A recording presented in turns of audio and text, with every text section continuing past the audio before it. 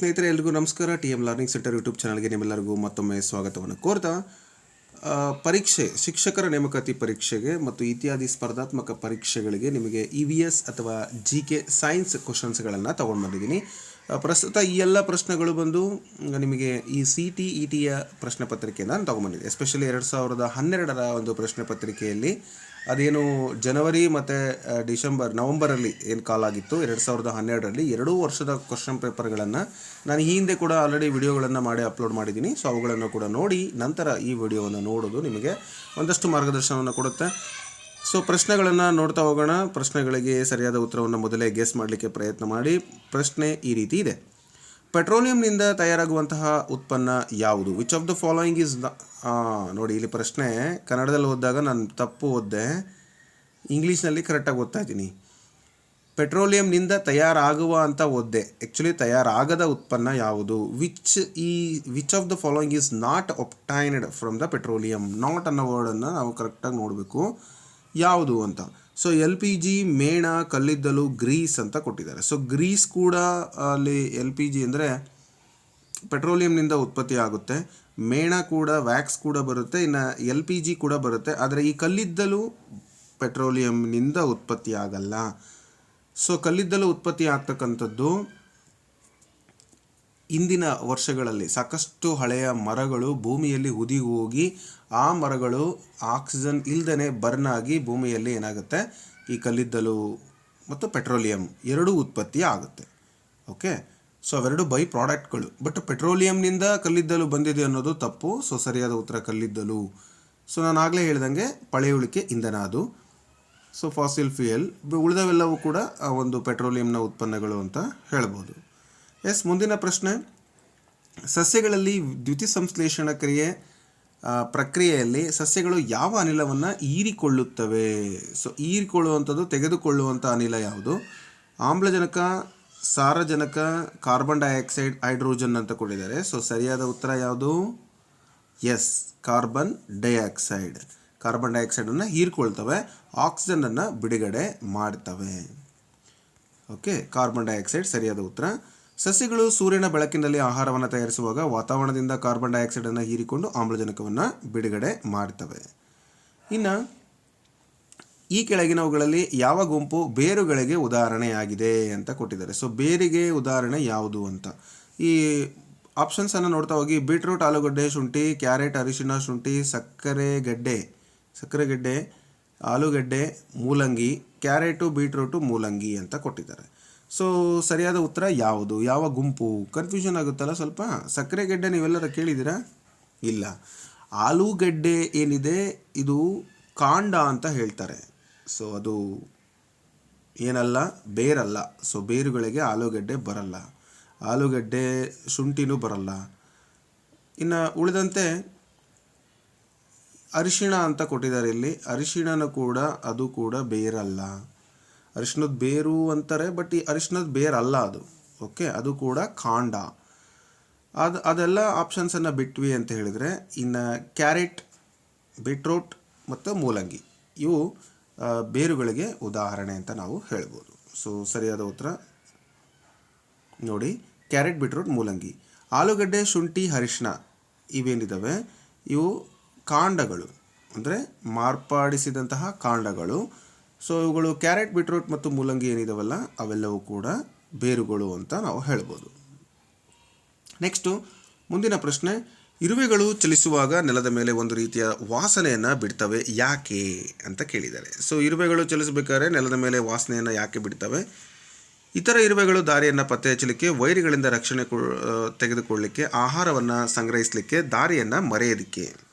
So ಸರಿಯಾದ ಉತ್ತರ ಬಂದು ಚಗಳಿ ಇರುವೆ ಪಾಠ ನೀವು ಕನ್ನಡದಲ್ಲಿ 7th ಸ್ಟ್ಯಾಂಡರ್ಡಲ್ಲಿ ಕೇಳಿರಬೇಕು. ಫಿರ್ಮೋನ್ ಅಂತಕ್ಕಂಥ ಒಂದು ರಾಸಾಯನಿಕವನ್ನು ಬಿಡುಗಡೆ ಮಾಡ್ತಾವಂತೆ. ಇದಕ್ಕೆ ಕಾರಣ ಬಂದು ಇತರೆ ಇರುವೆಗಳು ದಾರಿಯನ್ನು ಪತ್ತೆ ಹಚ್ಚಲಿಕ್ಕೆ ಕಾರಣ. ಫಿರ್ಮೋನ್ಸ್ ಅಂತಕ್ಕಂಥ ಒಂದು ರಾಸಾಯನಿಕವನ್ನು ಕೊಟ್ಟು ಅಲ್ಲಿ ಬೇರೆ ಬೇರೆ ಜೀವಿಗಳು ಆಹಾರ ಇರುವ ಕಡೆಗೆ ಹೋಗಲಿ ಅಂತಕ್ಕಂಥದ್ದು. ನಾವೆಲ್ಲ ಚಿಕ್ಕ ಹುಡುಗರಿದ್ದಾಗ ಆಟ ಆಡ್ತಾ ಇದ್ವಿ. ಏನಪ್ಪ ಅಂದರೆ ಒಂದು ಈ ಮನೆಯಲ್ಲಿ ಬರಲು ಅಂತ ಇರ್ತಿತ್ತು, ಅದನ್ನು ತಗೊಂಡ್ಬಿಟ್ಟು ಜೋರ ನೊಣಗಳೆಲ್ಲರೂ ಕೂತಿದ್ರೆ ಈ ಸಿಹಿ ಪದಾರ್ಥಗಳಿಗೆ ಅದು ಒಡೆದ್ಬಿಟ್ಟು ಇರುವೆಗಳೆಲ್ಲರೂ ಹೋಗ್ತಿದ್ರೆ ಅಲ್ಲಿ ಆ ನೊಣನ ಹಾಕ್ಬಿಡ್ತಿದ್ವಿ ಸಾಯಿಸಿರ್ತಕ್ಕಂಥದ್ದು. ಆ ಒಂದು ಇರುವೆ ಬಂದು ಅದನ್ನು ನೋಡಿಕೊಂಡು ಜೋರಾಗಿ ಹೋಗಿ ಇರುವೆ ಗೂಡು ಒಳಗಡೆ ಹೋಗಿ ಅಲ್ಲಿ ಸಾವಿರಾರು ಎಷ್ಟೋ ಇರುವೆಗಳನ್ನು ಕರ್ಕೊಂಡು ಬಂದ್ಬಿಡೋದು ಅದೇ ಲೈನಲ್ಲಿ. ಅದು ಹೆಂಗೆ ಸಾಧ್ಯ, ಹೆಂಗೆ ಎಷ್ಟು ಕರೆಕ್ಟಾಗಿ ಆ ಜಾಗಕ್ಕೆ ಹೋಗ್ತವೆ ಹೆಂಗೆ ಅಂತ ನಾವೆಲ್ಲ ಯೋಚನೆ ಮಾಡ್ತಿದ್ವಿ. ಮತ್ತು ಕರ್ಕೊಂಡೋಗಿರೋರು ಮುಂದೆ ಬರಬೇಕಲ್ವ ಲೀಡರು, ಅದೇ ಮುಂದೆ ಬರುತ್ತಾ ಅಂತ ನೋಡೋಕ್ಕೆ ಒಂದಷ್ಟು ಏನು ಮಾಡ್ತಿದ್ವಿ ಅಂದರೆ ಈ ಚಾಕ್ ಪೀಸಿನ ಪುಡಿ ತಗೊಂಡು ಅದ್ರ ಮೇಲೆ ಹಾಕ್ಬಿಟ್ಟು ನೋಡ್ತಾ ಇದ್ವಿ. ಅಂದರೆ ಅದು ಹೊರಗೆ ಬಂದಾಗ ಎಲ್ಲ ಒಂದೇ ಥರ ಕಾಣ್ತವೆ. ಈ ಬಿಳಿ ಬಣ್ಣ ಇತ್ತಂದರೆ ಅದು ನಮಗೆ ಸುಣ್ಣನೋ ಏನೋ ಒಂದು ಹಾಕಿ ನೋಡ್ತಾ ಇದ್ವಿ. ಬಟ್ ಅದು ಸುಣ್ಣ ಹಾಕಿರೋ ಅಂಥ ಸರಿ ಬರ್ತಾನೆ ಇರಲಿಲ್ಲ. ಇದೇನು ನೋಡ್ಕೊಂಡು ಹೋಗಿರ್ತಿತ್ತಲ್ಲ, ಅದು ಎಷ್ಟೋ ಇರುವೆಗಳು ಅಲ್ಲಿಗೆ ಬಂದಾಗ ಆ ಬಿಳಿ ಬಣ್ಣ ನಾವು ಹಾಕಿದ್ದಂಥ ಇರುವೆ ಬರ್ತಾ ಇರಲಿಲ್ಲ. ಅಂದರೆ ಅದು ಹೆಂಗೆ ಸಾಧ್ಯ, ಅದಕ್ಕೆ ಹೆಂಗೆ, ಅದಕ್ಕೇನಾರು ಒಂದು ಆವಾಗಿನ ಕಾಲದ ಟೆಕ್ನಾಲಜಿ ಏನಿತ್ತು ಅಂತ ನಾವೆಲ್ಲ ಯೋಚನೆ ಮಾಡ್ತಿದ್ವಿ.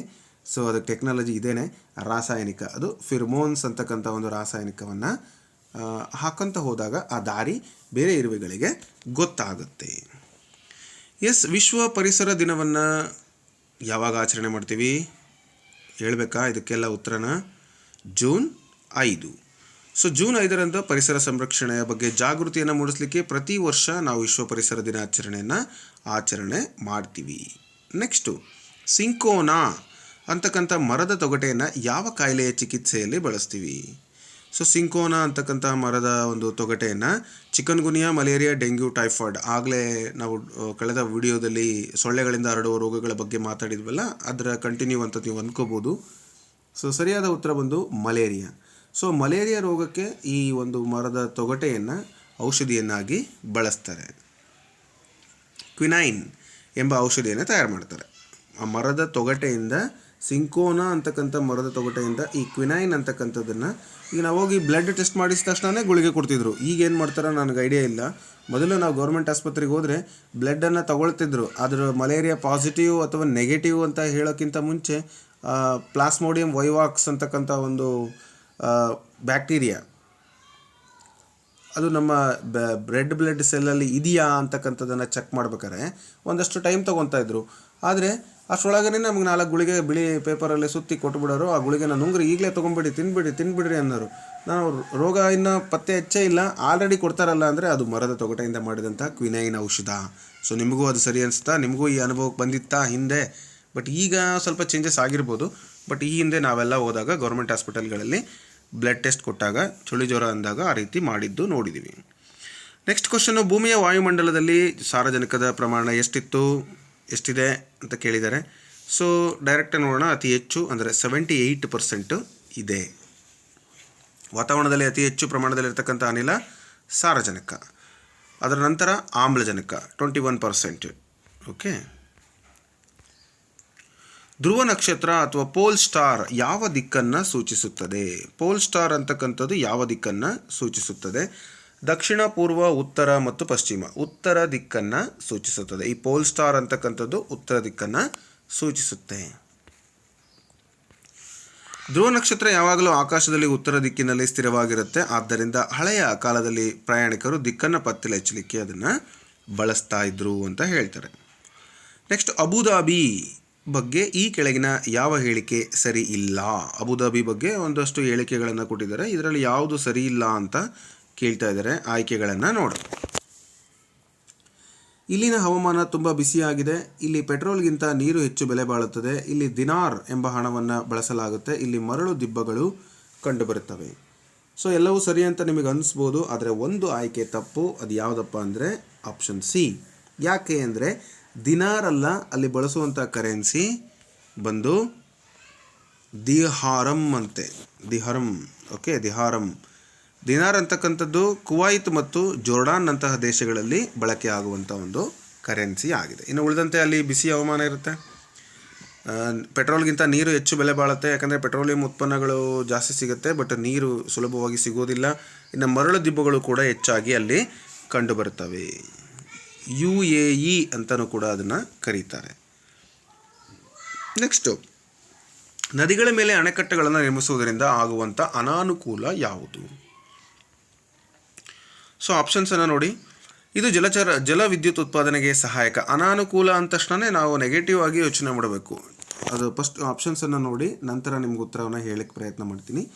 ಇದು ಜಲವಿದ್ಯುತ್ ಉತ್ಪಾದನೆಯನ್ನು ಸಹಾಯ ಮಾಡುತ್ತೆ. ಇದು ದೊಡ್ಡ ಮಟ್ಟದ ನೈಸರ್ಗಿಕ ಪರಿಸರ ವ್ಯವಸ್ಥೆಯನ್ನು ನಾಶಪಡಿಸುತ್ತೆ. ಇದು ಮೀನುಗಾರರಿಗೆ ಸಹಾಯ ಮಾಡುತ್ತೆ. ಪ್ರವಾಹವನ್ನು ನಿಯಂತ್ರಿಸುತ್ತದೆ. ಸೊ ಪ್ರವಾಹ ನಿಯಂತ್ರಿಸ್ತಕ್ಕಂಥದ್ದು ಅಲ್ಲ, ಮೀನುಗಾರರಿಗೆ ಸಹಾಯ ಮಾಡೋದು ಅಲ್ಲ, ಜಲವಿದ್ಯುತ್ತನ್ನು ಉತ್ಪತ್ತಿ ಮಾಡೋದು ಅಲ್ಲ. ತೊಂದರೆ ಬಂದು ದೊಡ್ಡ ಮಟ್ಟದಲ್ಲಿ ನೈಸರ್ಗಿಕ ಪರಿಸರ ವ್ಯವಸ್ಥೆಯನ್ನು, ಅಂದರೆ ಈಗ ಅಣೆಕಟ್ಟನ್ನು, ಹರಿಯುವ ನದಿಗೆ ನಾವು ಅಣೆಕಟ್ಟನ್ನು ಕಟ್ಟಿದ್ವಿ ಅಂದರೆ ಆ ನೀರು ಇಲ್ಲಿ ಸೇವ್ ಆಗೋಕ್ಕೆ ಸ್ಟಾರ್ಟ್ ಆದರೆ ಈ ಸುತ್ತ ನೀರು ನಿಂತ್ಕೊಂಡು ಇಲ್ಲಿರುವಂತಹ ಮರ ಗಿಡ ಪರಿಸರ ವ್ಯವಸ್ಥೆ ಗಿಡ ಗೆಂಟೆಗಳು ಎಲ್ಲವೂ ನೀರಲ್ಲಿ ಮುಳುಗಿ ಹೋಗ್ತವೆ. ಎಷ್ಟೋ ಜೀವಿಗಳಿಗೆ ಆಶ್ರಯ ತಾಣ ಆಗಿರ್ತಕ್ಕಂತಹ ಒಂದು ಜಾಗ ಹಾಳಾಗುತ್ತೆ. ಹಾಗಾಗಿ ಪರಿಸರ ವ್ಯವಸ್ಥೆ ನಾಶ ಆಗುತ್ತೆ ಅಂತಕ್ಕಂಥದ್ದು ಸರಿಯಾದ ಉತ್ತರ. ಅಂದರೆ ಅರಣ್ಯ ಪ್ರದೇಶ ಮುಳುಗಡೆಯಾಗಿ ಅಲ್ಲಿನ ಪ್ರಾಣಿ ಪಕ್ಷಿಗಳಿಗೆ ವಾಸಸ್ಥಾನ ನಾಶ ಆಗುತ್ತೆ. ನೆಕ್ಸ್ಟ್ ಪ್ರಶ್ನೆ, ಈ ಕೆಳಗಿನವುಗಳಲ್ಲಿ ಯಾವುದು ಗಾಳಿಯ ಗುಣಲಕ್ಷಣವಲ್ಲ? ಗಾಳಿಗೆ ತೂಕವಿದೆ, ಗಾಳಿಯು ಜಾಗವನ್ನು ಆಕ್ರಮಿಸುತ್ತದೆ, ಗಾಳಿಯು ಬಣ್ಣವನ್ನು ಹೊಂದಿದೆ, ಗಾಳಿಯು ಒತ್ತಡವನ್ನು ಉಂಟು ಮಾಡುತ್ತದೆ. ಸೊ ಯಾವುದು ಹಾಗಾದರೆ ಗಾಳಿಯ ಗುಣಲಕ್ಷಣ ಅಲ್ಲ? ಗಾಳಿಗೆ ತೂಕವಿದೆ, ಹೌದು ಸರ್. ಗಾಳಿಗೆ ಒತ್ತಡ ಇದೆ, ಹೌದು ಸರ್. ಆದರೆ ಬಣ್ಣ ಇದೆಯಾ? ಇಲ್ಲ. ಸೊ ಅದು ಸರಿಯಾದ ಉತ್ತರ. ಗಾಳಿಗೆ ಬಣ್ಣ ಇದೆ. ಏರ್ ಆಸ್ ಕಲರ್ ಅಂತಕ್ಕಂಥದ್ದು ರಾಂಗ್ ಪ್ರಾಪರ್ಟಿ. ನೆಕ್ಸ್ಟ್, ಗೋಲ್ಕೊಂಡದ ಕೋಟೆಯನ್ನು ನಿರ್ಮಿಸಿದವರು ಯಾರು? ಸೊ ಗೋಲ್ಕೊಂಡದ ಒಂದು ಕೋಟೆ, ಗೋಲ್ಕೊಂಡ ಫೋರ್ಟ್ ಅಂತ ನಾವು ಕರಿತೀವಿ. ಸೊ ಅದನ್ನು ಯಾರು ಕಟ್ಟಿದ್ರು ಅಂತ? ಪಲ್ಲವ ರಾಜವಂಶ, ಚೋಳ ರಾಜವಂಶ, ಕಾಕತೀಯ ರಾಜವಂಶ, ಮೊಘಲ್ ರಾಜವಂಶ. ಸೊ ಇದನ್ನು ನಾನು ಕೂಡ ಓದಿದ್ದೀನಿ, ಕಾಕತೀಯ ರಾಜವಂಶ. ಸೊ ಕಾಕತೀಯ ರಾಜವಂಶದವರು ಗೋಲ್ಕೊಂಡದ ಒಂದು ಕೋಟೆಯನ್ನು 13ನೇ ಶತಮಾನದಲ್ಲಿ ನಿರ್ಮಾಣ ಮಾಡ್ತಾರೆ. ಇದು ಕುತುಬ್ ಶಾಹಿ ದೊರೆಗಳ ವಶವಾಯಿತು ಅಂತ ಹೇಳ್ತಾರೆ. ಹೈದರಾಬಾದ್ನಲ್ಲಿರ್ತಕ್ಕಂಥ ಈ ಒಂದು ಕೋಟೆ. ಸಮುದ್ರ ಮಟ್ಟದಿಂದ ಅತಿ ಎತ್ತರದಲ್ಲಿರುವ ಭಾರತದ ಪ್ರದೇಶ ಯಾವುದು? ಸಮುದ್ರ ಮಟ್ಟದಿಂದ ಎತ್ತರದಲ್ಲಿರ್ತಕ್ಕಂಥ ಭಾರತದ ಪ್ರದೇಶ ಕನ್ಯಾಕುಮಾರಿ, ಲಡಾಖ್, ಮುಂಬೈ ಮತ್ತು ಕೋಲ್ಕತ್ತಾ. ಇದರಲ್ಲಿ ಸಮುದ್ರ ಮಟ್ಟದಿಂದ ಅತಿ ಎತ್ತರದಲ್ಲಿರುವಂಥ ಭಾರತದ ಪ್ರದೇಶ ಯಾವುದು? ಎಸ್, ನಿಮ್ಮ ಗೆಸ್ಸಿಂಗ್ ಕರೆಕ್ಟ್ ಇದೆ. ಸರಿಯಾದ ಉತ್ತರ ಲಡಾಖ್. ಇದು ಶೀತ ಮರುಭೂಮಿ ಅಂತ ಹೇಳಿ ಕರೀತಾರೆ. ಇದು ಹಿಮಾಲಯದ ಅತಿ ಎತ್ತರದ ಪ್ರಸ್ಥಭೂಮಿಗಳಲ್ಲಿ ಒಂದು. ಓಕೆ. ಪರಿಸರ ಅಧ್ಯಯನದಲ್ಲಿ ಮೌಲ್ಯಮಾಪನವನ್ನು ಮಾಡುವಾಗ ಶಿಕ್ಷಕರು ಯಾವುದನ್ನು ಮಾಡಬಾರದು? ಸೊ ಏನನ್ನು ಮಾಡಬಾರದು, ಯಾವುದನ್ನು ಮಾಡಬಾರದು ಅಂತ ಕೇಳಿದ್ದಾರೆ. ಮಕ್ಕಳ ಕೆಲಸದ ಬಗ್ಗೆ ಗುಣಾತ್ಮಕ ಮಾಹಿತಿಯನ್ನು ಸಂಗ್ರಹಿಸುವುದು, ಮಗುವಿನ ಹಿಂದಿನ ಪ್ರಗತಿಯೊಂದಿಗೆ ಪ್ರಸ್ತುತ ಪ್ರಗತಿಯನ್ನು ಹೋಲಿಸುವುದು, ಇನ್ನು ಕೇವಲ ಮಕ್ಕಳ ಕೆಲಸದ ಕೆಲವು ಅಂಶಗಳ ಮೇಲೆ ಮಾತ್ರ ಗಮನ ಹರಿಸುವುದು, ಮಕ್ಕಳ ಬಗ್ಗೆ ಮಾಹಿತಿಯನ್ನು ವಿವಿಧ ರೀತಿಯಲ್ಲಿ ದಾಖಲಿಸುವುದು. ಯಾವುದನ್ನು ಮಾಡಬಾರದು ಅಂತ ಇಲ್ಲಿ ಕೇವಲ ಅನ್ನೋ ವರ್ಡ್ ಇದೆ ನೋಡಿ. ಹಾಗಾಗಿ ಅದನ್ನು ನಾವೇನು ಮಾಡಬೇಕು, ಆಯ್ಕೆ ಅಂತ ತಗೋಬೇಕು. ಅಂದರೆ ಬೇರೆ ಎಲ್ಲ ಅಂಶಗಳನ್ನು ಫೋಕಸ್ ಮಾಡಬೇಕು. ಆದರೆ ಈ ಕೇವಲ ಬರೀ ಕೆಲವು ಅಂಶಗಳನ್ನು ತಗೊಂಡು ನಾವು ಈ ಒಂದು ಎವ್ಯಾಲ್ಯೂಷನ್ ಮಾಡ್ತೀವಿ ಅಂತಕ್ಕಂಥದ್ದು ತಪ್ಪು ಅಂತೇಳಿ ಹೇಳ್ತಾ ಇದ್ದಾರೆ. ಸೊ ಉಳಿದವೆಲ್ಲವೂ ಕೂಡ ಕರೆಕ್ಟ್ ಆಗ್ತವೆ. ಇದಿಷ್ಟು ಈಗ ನಾನು ನಿಮಗೆ ತಿಳಿಸಬೇಕಾಗಿರುವಂಥ ಒಂದು EVSನ ಕೆಲವೊಂದು ಪ್ರಶ್ನೆಗಳ ಸ್ವರೂಪವಾಗಿತ್ತು. ಮುಂದಿನ ಸ್ಪರ್ಧಾತ್ಮಕ ಪರೀಕ್ಷೆಗೆ ಉತ್ತಮವಾಗಿ ತಯಾರಿ ಮಾಡಿ ಅಂತ ಹೇಳ್ತಾ ಮುಂದಿನ ವಿಡಿಯೋದಲ್ಲಿ ಮತ್ತೆ ಭೇಟಿ ಆಗ್ತೀನಿ. Thank you so much. Have a nice day. Bye.